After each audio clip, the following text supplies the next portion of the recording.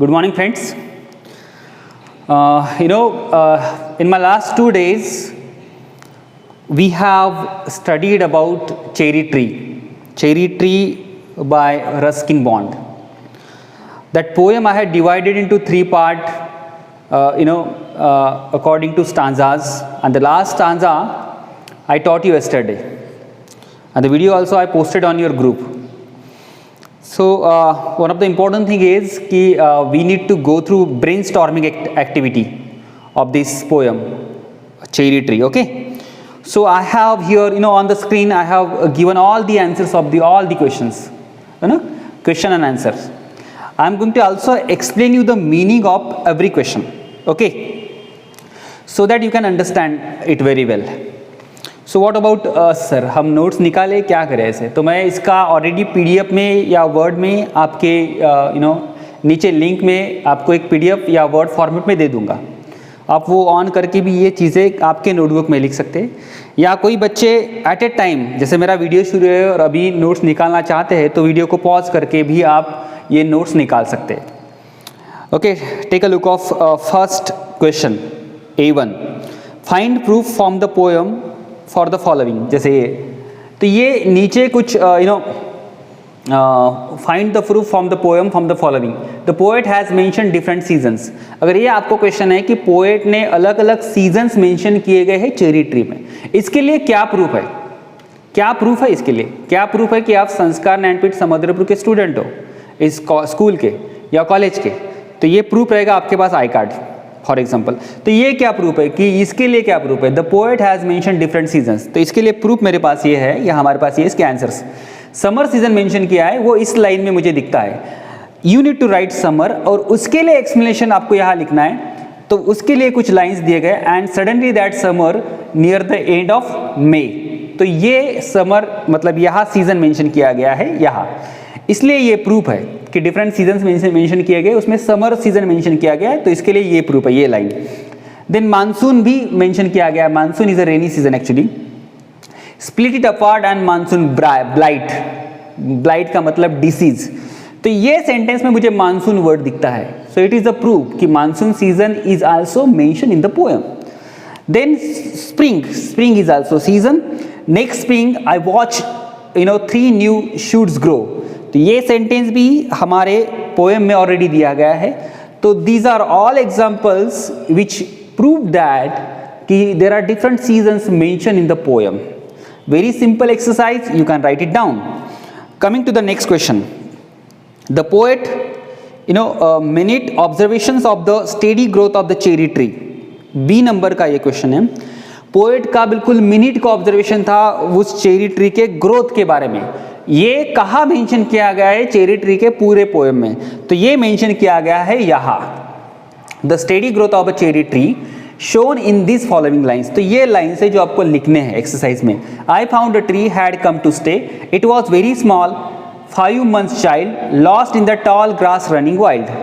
यहाँ से हमें पता चलता है कि मिनट ऑब्जर्वेशन है उसका, पोएट का, और किस तरह से वो चेरी ट्री ग्रोन हुई है या ग्रोथ उसका हुआ है, ये इस लाइंस में छुपा हुआ है. तो ये लाइंस आपको वहाँ लिखना है. ऑलरेडी मीनिंग इसके मैंने आपको पोएम में ऑलरेडी बताया है. क्वेश्चन नंबर सी, हमें प्रूफ देखना है, हर चीज का proof. The colour imagery in the poem. कहाँ कहाँ कलर की इमेजरी है पोएम में दी गई है, कलर्स कहाँ कहाँ मेंशन किए गए. कितना इजी क्वेश्चन है, मुझे तो लगता है आप खुद भी लिख सकते हैं, लेकिन मैंने आपके लिए कुछ एग्जाम्पल्स यहाँ लिख के दिए हैं. Colours imagery in the poem. Green growing pen, so dapple green बोलते हैं. Dapple green is also colour, green colour. Blossom small pink, ये भी कलर ही है. Blue blind sky. तो this 3 sentences, different phrases, sentences where in colours are mention. तो हमारा question भी वही था कि कलर कहाँ कहाँ मेंशन किए गए, वो लाइन सिर्फ आपको अब आपके एक्सरसाइज में लिखना है. Coming to exercise number D. शायद आपको पूरी स्क्रीन दिख रही है, आप स्क्रीनशॉट भी ले सकते हैं. The struggle of the cherry tree for survival. तो चेरी ट्री का सर्वाइवल के लिए क्या स्ट्रगल है, ये कहाँ मेंशन किया गया है इस पोएम में? तो वो मेंशन किया गया है इस लाइन में, where it is. Yes, the struggle of the cherry tree for survival has shown in the following lines. The young tree struggle upward thrust its arms in a fresh fierce lust for light and air and sun. ये line बताती है कि वो किस तरह से struggle कर रहा है in order to get air, in order to get sun rays, किस तरह से वो स्ट्रगल कर रहा है, ये लाइन शो करती है। मैं एक्सरसाइज नंबर A1 और उसमें से भी सेकंड की तरफ आ रहा है, ट्रू ऑन फॉल्स है, ट्रू और फॉल्स। अगर फॉल्स है तो उसके लिए हमें एक्सप्लेनेशन देना पड़ रहा है यार, ट्रू है तो it's okay, there is no need of any sort of a justification. But if it is false so why, इसका एक्सप्लेनेशन हमें देना पड़ता है। पहला statement, the cherry tree did not take long to grow. Cherry tree ने बहुत वक्त नहीं लिया है बढ़ने के लिए। क्या बात कर रहे हैं sir? Poet has planted a tree before 8 years. So it took complete 8 years to grow. So this is a complete false statement. ये false है सर, गलत है, हमें पता है, आपने हमें पढ़ाया है। Because false है, the cherry tree took 8 years long to grow. Because cherry tree took complete 8 years to grow. It was a journey of a cherry tree. So ये false statement है। Then birds and insects were benefited from the tree. यहाँ जो birds थे या फिर insect थे वो benefited थे ट्री से। यस एब्सोल्युटली सर, आपने हमें पढ़ाया है कि there were crickets, there were other insects and birds also. तो ये स्टेटमेंट जो है ये ट्रू है, ट्रू स्टेटमेंट है। So no need of any sort of explanation over here because true है। The poet what exalted at the sight of the cherry tree. Poet को वो देख के बहुत खुशी हुई, चेरी ट्री को देख के, ऑब्वियसली ये ट्रू है। Then the poet has an underlying message about the important of trees. तो इस पोएम में एक मैसेज भी छुपा हुआ है कि ट्री जिस तरह से स्ट्रगल करती है और फिर वो bearing a berries and all, तो वो ही एक हिडन मैसेज भी उसमें है, मैंने आपको ऑलरेडी बताया। तो this statement is true. Then this one, the poet has an, ये हो चुका है शायद। Then the poet repents planting the cherry tree. Repents का मतलब होता है पश्चाताप करना, ओके, रिग्रेट करना। तो पोएट को कोई रिग्रेट नहीं होता, ये स्टेटमेंट बिल्कुल फॉल्स है, ये फॉल्स है। Because the poet praise planting the cherry tree. At the end poet praises he felt very pleasure as he planted a tree. उसने जो चेरी ट्री लगाई उसको खुशी थी उसकी, कभी भी रिपेंट नहीं किया, रिग्रेट नहीं किया, ये फॉल्स है। इसका एक्सप्लेनेशन ये है। मैं A2 पे आया हूँ, discuss in a group region consequences effects. तो इसमें हमें रीजन्स लिखने हैं, इसमें हमें कॉन्सिक्वेंसेस मतलब परिणाम लिखने हैं, इसमें हमें इफेक्ट्स भी लिखने हैं, okay. The life of the cherry tree was a threaten. तो चेरी ट्री की लाइफ जो थी वो बहुत स्ट्रगलफुल थी या फिर डेंजरस थी, इसके लिए आपको रीजन लिखना है। तो आपको पता है कि what is the reason. The life of the cherry tree was threaten because of goats grazing. Goats जो है उसके लीव्स खाते थे, ग्रेजिंग।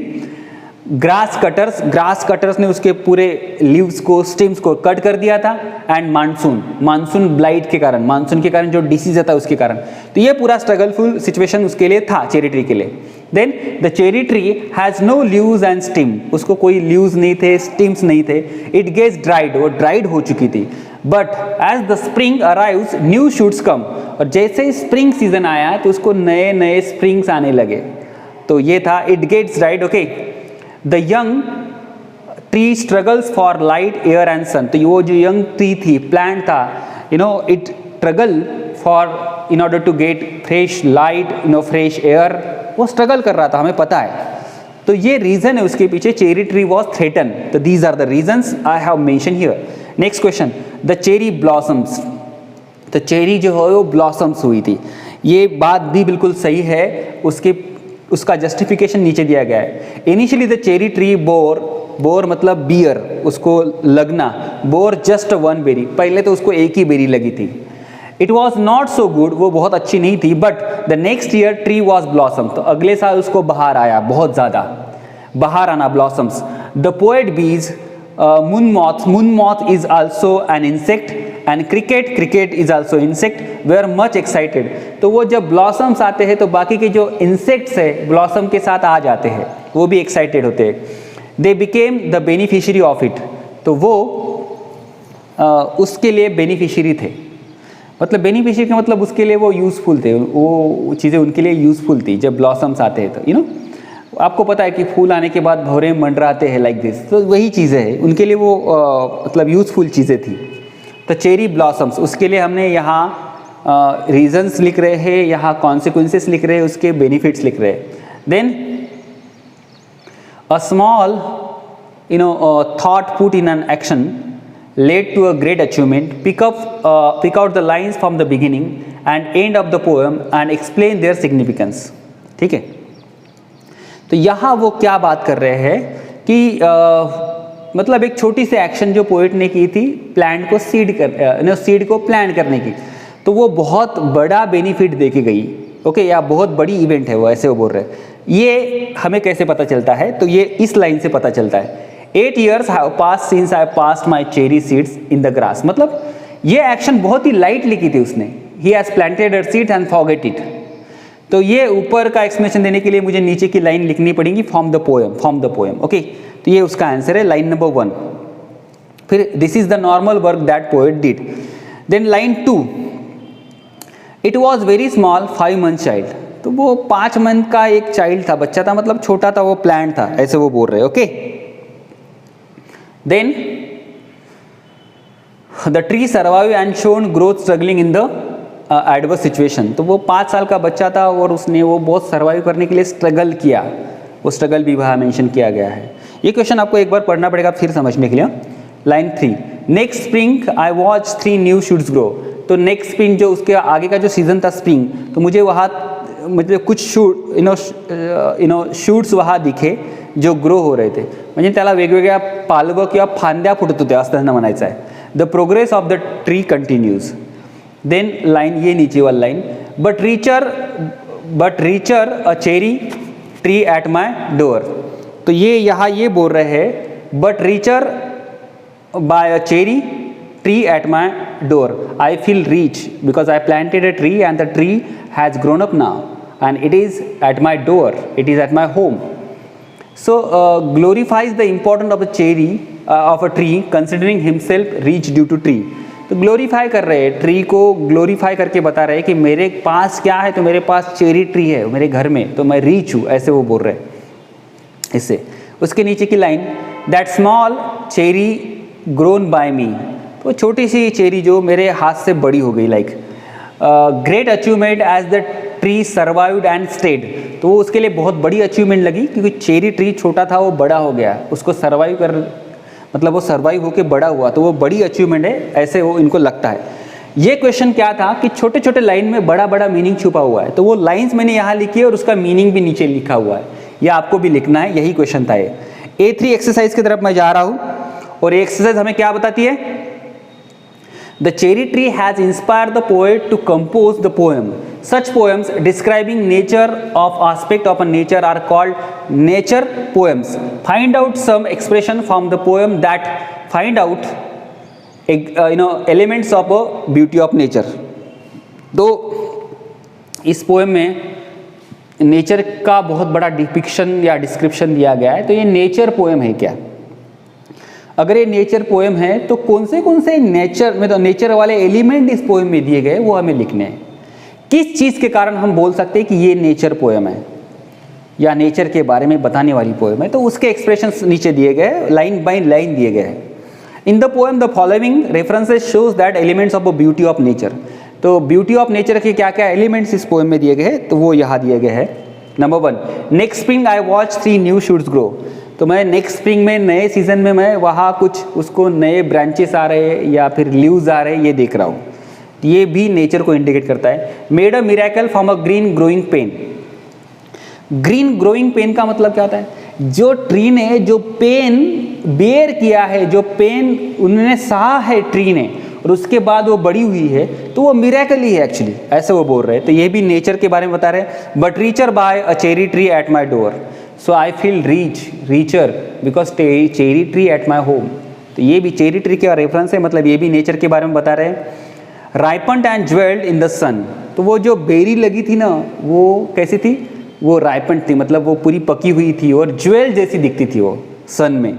ये भी यहाँ नेचर के बारे में बता रहे हैं। And the next year there were blossom small pink fragile quick to fall. और नेक्स्ट ईयर जो था वहाँ ब्लॉसम्स आए, बाहर आई, वो बहुत फ्रेजाइल था, मतलब वीक था। पिंक था मतलब वो कलर में पिंक था, और क्विक टू फॉल मतलब वो इतना डेलिकेट था कि जल्दी गिर सकता था, इस तरह से। ये भी नेचर के बारे में बताने वाला सेंटेंस है। वाइल बीज in an ecstasy drank in the sky, while जो बीज थी वहाँ नेक्टर को पीने के लिए, नेक्टर आपको पता है जिससे हनी बीज तैयार होता है, तो वो पीने के लिए वहाँ बहुत सारी बीज आई थी। तो these are all description of nature. ये सभी चीज़ें आपको नेचर के बारे में बता रहे हैं 1 to 6 पॉइंट। यह आपको लिखना है, स्क्रीनशॉट भी आप ले सकते हैं। Sorry then I was false to, okay, शायद हम यहाँ थे। Read the line, exercise number A4, यही थे, यस यही थे। Pink, fragile, quick to fall. जब मैं ये पढ़ा हूँ तब का मैं पोएम पढ़ाते पढ़ाते आपको बता दिया था कि ये तीनों के तीनों वर्ड्स एक ही मीनिंग बताने वाले। पिंक, आपको पिंक मूवी आपने अमिताभ बच्चन की देखी होंगी, तो वहाँ भी पिंक जो है इट सिंबलाइजेस अ गर्ल या फिर गर्ल्स, और गर्ल्स जनरली डेलिकेट होती है, वीक होती है, ऐसे हमारे सोसाइटी का मानना है उस मूवी में। तो वो pink colour stands for girl, and girl sometime it is consider but it is completely wrong कि दे आर वीक, ये रॉन्ग है, लेकिन वो पिंक कलर गर्ल्स के लिए यूज किया गया है, और यहाँ वो गर्ल के लिए नहीं, यहाँ वीक के लिए यूज किया गया है pink colour, okay. And girls are not weak, they are sometime more stronger than us, stronger than boys, stronger than man community, okay.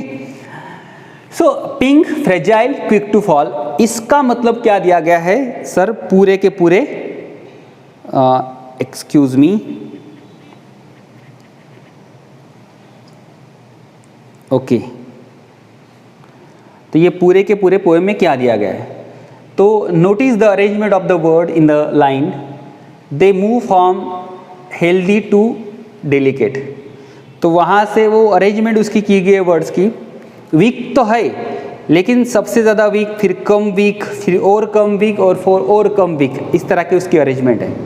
मतलब एक ही वर्ड्स, एक ही मीनिंग के वर्ड्स ऐसे अरेंज किए गए हैं, लेकिन वो असेंडिंग ऑर्डर में अरेंज किए गए। कैसे? असेंडिंग में। तो उसको क्लाइमैक्स फिगर ऑफ स्पीच बोलते हैं।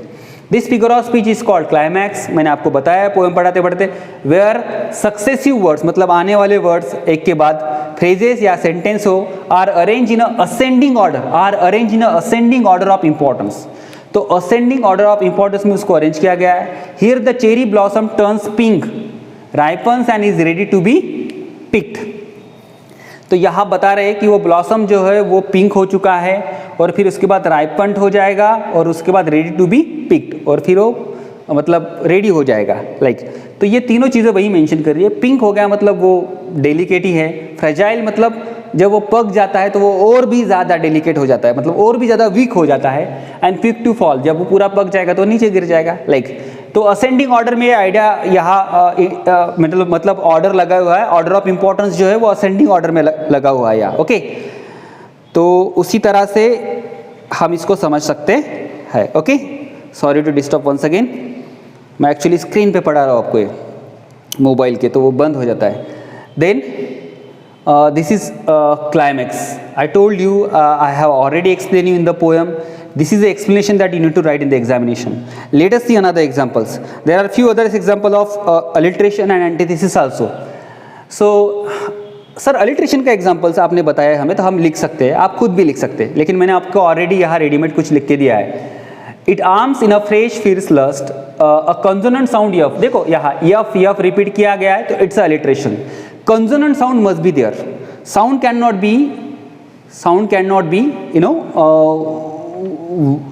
vowel. It must be consonant sound in alliteration. Repeated pleasantly. Then made a miracle from a green growing path. तो यम लेटर इज रिपीटेड यहाँ, या फिर जी लेटर भी रिपीटेड है यहाँ। तो G consonant sound G is repeated rhythmically. तो ये भी अलिट्रेशन का एग्जाम्पल है। सर आपने हमें एंटीथेसिस भी बताया है पढ़ाते समय, तो देखते हैं कुछ और नए एग्जाम्पल है क्या। Antithesis, but cherries have a ways of growing, though no one carry very much of a knowing. अभी बेटा इस आइडिया में देखो, cherries have a way of growing, though no one caring very much knowing. knowing. Idea of a growing without caring is seen in the line. तो यहाँ पे भी to opposite idea दिया गया है. कौन सी? कौन से टू अपोजिट आइडियाज है यहाँ? But cherries have a way of growing though no one caring very much of knowing. तो वो किसी को भी पता नहीं है कि वो किस तरह से ग्रो होती है, लेकिन फिर भी वो ग्रो हो रही है. मतलब अपोजिट चीज़ है, दो अपोजिट आइडिया है यहाँ, इसलिए यह एंटीथेसिस है. यू मस्ट नो कि वो किस तरह से ग्रो होती है, तो वो ग्रो कैसे होंगी, लेकिन यहाँ ग्रो तो हो रही है. And we don't know, even cherry doesn't know कि वो ग्रो किस तरह से हो रही है. ओके, तो ये अपोजिट आइडिया है यहाँ. ओके, तो ये एंटीथेसिस का मैं सेपरेट वीडियो भी आपको डाल दूंगा एक. पर्सोनिफिकेशन भी वहाँ दिया गया है. मतलब कुछ इनएनिमेट ऑब्जेक्ट या फिर लिविंग थिंग्स नहीं है, ऐसे भी चीज़ें लिविंग थिंग की जैसे बिहेव करती है, तो उसको बोलते हैं personification. When an inanimate objects और animals behaves as a human being we call और they personifies as a human being, it's a personification. तो यहाँ कुछ एग्जांपल्स हैं. The tree had come to stay, मतलब ट्री वहाँ, मतलब a tree had attributed human quality of a coming and staying. तो आना और रहना ये सब चीज़ें ह्यूमन बीइंग का है, लेकिन ये ट्री कर रही है यहाँ. मतलब यहाँ ट्री को पर्सोनिफाइज किया गया है एज ए ह्यूमन बीइंग, तो इसलिए ये पर्सोनिफिकेशन का एग्जांपल है जो ग्रीन में दिया गया है. नेक्स्ट एग्जांपल है, इसका एक्सप्लेनेशन ये लिखना है. A tree has attributed human quality of coming and staying. It arms in a fresh feels lust. A tree is describes as a having a arms like a human beings. अरे इस sentence में तो बता रही है कि tree को arms है. ट्री को कभी आर्म्स नहीं होते, उसको ब्रांचेस होते हैं. आर्म्स ह्यूमन बीइंग को होते हैं. फिर भी यहाँ कहा गया, तो इसको पर्सोनिफिकेशन कह सकते हैं हम. It's a personification. मैं आगे फट से चला जाता है. ओके, शायद हम यहाँ है. कलर्स हो चुके हैं.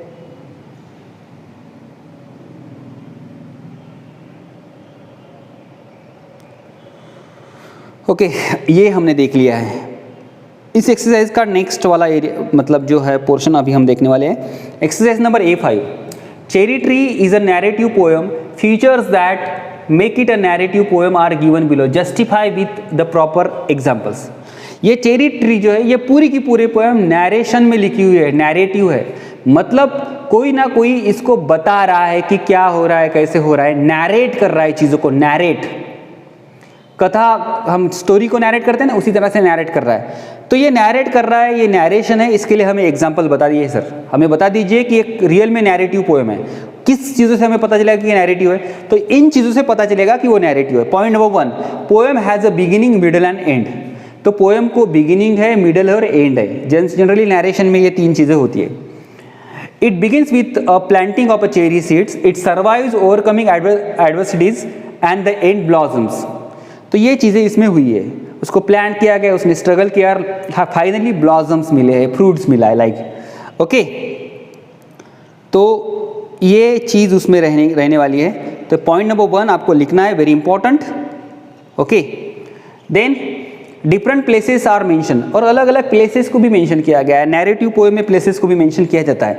The poet residence and Kashmir. Poet जहाँ रहते हैं वो प्लेस, और कश्मीर का भी एक बार रेफरेंस आया है. When he went to the Kashmir, उसका एक रेफरेंस यहाँ आया है. Then characters are referred to. और कुछ कैरेक्टर्स भी मेंशन किए गए हैं, जैसे पोएट है, ग्रास कटर्स है, बीज है, क्रिकेट है, मूनमॉथ्स है, are the character referred in the poem. ये कैरेक्टर को पोएम में रेफर किया गया है.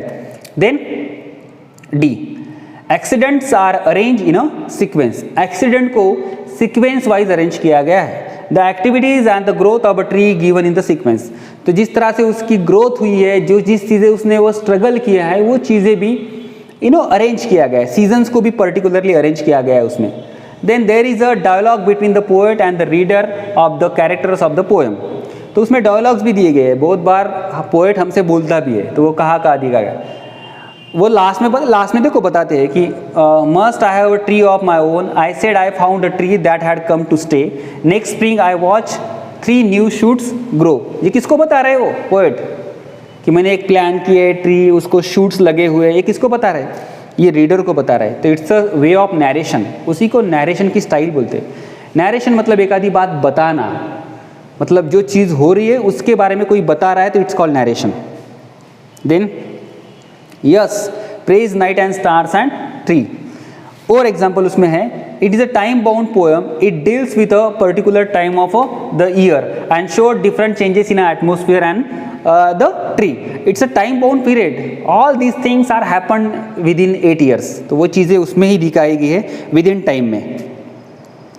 आने वाली एक्सरसाइज है, compose 8 to 10 line narrate any incident in your life without using rhyming pattern. Rhyming scheme मत यूज़ करो, लेकिन आपके लाइफ का कोई भी एक इंसिडेंट आप खुद नैरेट करो, ऐसे वो बोल रहे हैं। जैसे यहाँ एक एग्जाम्पल के तौर पे दिया है, आप खुद का भी लिख सकते हो, कोई भी इंसिडेंट लिख सकते हो। आई डिसाइडेड टू, मतलब फॉर एग्जाम्पल नेचर के बारे में लिख लो, क्योंकि ये पोएम नेचर के बारे में है। I decided to plant a tree but it was not easy to do it. I didn't have a place to plant. I was in a flat, मतलब living है actually in a flat. I had no courtyard, तो मेरे पास आंगन नहीं था. So I bought a plastic trees. They had no need to give water and soil, but it also didn't have any life and growth. तो मेरे पास, मैं बड़े से घर में रहता हूँ, वहाँ कोई फ्लैट में रहता हूँ, वहाँ कोई कोर्टयार्ड नहीं, मतलब आंगन नहीं है, तो मैंने एक बार प्लास्टिक ट्री लगा दिए तो उसके कोई बेनिफिट्स नहीं है, ऐसे वो बोल रहे हैं। तो ये नैरेट किया है इंसिडेंट, उनके लाइफ में हुआ होगा। शायद आपके लाइफ में भी ट्री के बारे में या कोई भी नेचर के चीज़ों के बारे में कभी ना कभी कोई ना कोई इंसिडेंट हुआ हो, वो भी आप यहाँ लिख सकते हैं। ये लिखना है इस एक्सरसाइज में, यही कॉपी करना नहीं, आप खुद से भी लिख सकते हो। ओके, ये आपके लिए, दिस इज़ कम्प्लीटली पर्सनल। तो आइडिया के लिए मैंने यहाँ ये दिया है आपको। Next, right an appreciation of the poem considering the following point. तो पोएम का अप्रिशिएशन आपको लिखना है। पोएम का अप्रिशिएशन लिखना है मतलब आप 10th स्टैंडर्ड में पढ़े होंगे कि पोएम का सिग्निफिकेंस लिखना पड़ता है, उसकी स्टाइल लिखनी पड़ती है, इंपॉर्टेंस लिखना पड़ता है, ये सब चीज़ें, मैसेज देना पड़ता है उसमें। तो हम देखते हैं यहाँ about the poem, poet and title. ये पहला उसका टाइटल ऑलरेडी दिया गया है, शायद आपके नोटबुक, आपके टेक्स्ट बुक में भी दिया गया है। उसके बारे में हम क्या लिखने वाले हैं यहाँ? The poem deals with the poet's feeling of a great joy over a tree which he planted and took 8 years to grow. The poet Ruskin Bond belongs to India. आपको पता है रस्किन बॉन्ड इंडिया से belong करता है। Then he considered himself richer having a cherry tree at his door. तो वो खुद को richer consider करता है क्योंकि उसने क्या लगाया है? cherry tree. He felt proud of planting his own tree, और उसको खुद को बहुत प्राउड फील होता है क्योंकि उसने cherry tree लगाई है। Title of the poem is related to the central character. तो ये टाइटल जो है वो सेंट्रल कैरेक्टर को रिलेट करता है। Who is the central character of the poem? Cherry tree itself. Cherry tree whose journey from planting to upward growth to blossoms tree is given. तो उसकी जर्नी चेरी ट्री की आप बताइए, उसको plant किया गया, उसने स्ट्रगल किया, लास्ट में ब्लॉसम्स आए, उसको फाइनली रिवार्ड है वो। तो यही चीज़ें यहाँ मेंशन किए गए। तो अप्रिशिएशन में आपको थीम, समरी और जिस्ट ऑफ द पोएम, मतलब समरी लिखना है पोएम की आपको। It has the poem of a struggle, resilience, dedications, conflict, growth, responsibility and pride. The poet depicts a small action of a planting a cherry tree, which leads to a great achievement, giving benefit to bees, moon moths, cricket and the poets. एक small activity की है, but it gives benefits to so many other insects and living things also. तो यही बताया इसमें, ये उसका theme है, समरी है। ओके, इसको एक बार देख लो बाबा, आप इसका स्क्रीनशॉट भी ले सकते हो। So this is a summary आप अपने मन से भी लिख सकते हो। I have already given you the explanation of the poem. आप अपने मन से 5, 6, 8, 10 लाइन लिख लीजिए। What is the message, what is the summary of this poem from starting to end. Okay, so the way